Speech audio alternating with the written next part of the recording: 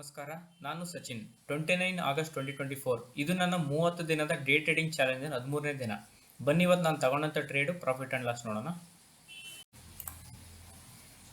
ಇಲ್ಲಿ ನೋಡ್ಬೋದು, ನಾನು ಇವತ್ತು ಯಾವುದೇ ಟ್ರೇಡ್ಸ್ ತಗೊಂಡಿಲ್ಲ.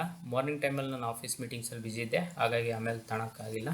ಅದರ ನಂತರ ನಾನು ಮಾರ್ಕೆಟ್ ಜಾಸ್ತಿ ಅಬ್ಸರ್ವ್ ಮಾಡೋಕ್ಕಾಗಿಲ್ಲ ಇವತ್ತು.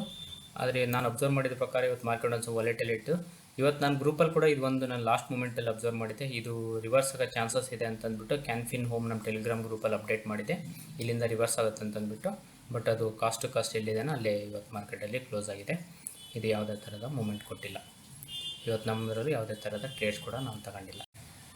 ಇಲ್ಲಿ ನೋಡ್ಬೋದು, ಬ್ಯಾಂಕ್ ನಿಫ್ಟಿ ಈ ಲೆವೆಲಲ್ಲೇ ಒಂದೇ ಲೆವೆಲಲ್ಲಿ ಕನ್ಸಿಡರೇಟ್ ಮಾಡ್ತಾ ಇದೆ.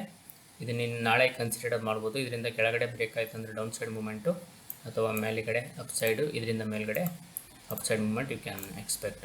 ಸಿಮಿಲರ್ಲಿ ನಿಫ್ಟಿಯಲ್ಲಿ ನೋಡಿದ್ರೆ ಅಂದರೆ ನಿಫ್ಟಿಯಲ್ಲಿ ಟ್ರೆಂಡ್ ಲೈನ್ ಕೆಳಗಡೆ ಬಂದಾಗ ಮಾತ್ರ ನಾನು ಡೌನ್ ಸೈಡ್ ಮೂಮೆಂಟ್ ನೋಡ್ತೀನಿ. ಅಲ್ಲಿವರೆಗೂ ಡೌನ್ ಸೈಡ್ ನಾನು ಚೆಕ್ ಮಾಡಲ್ಲ. ಇಲ್ಲ ಅಂತಂದರೆ I am bullish on Nifty. ಧನ್ಯವಾದಗಳು.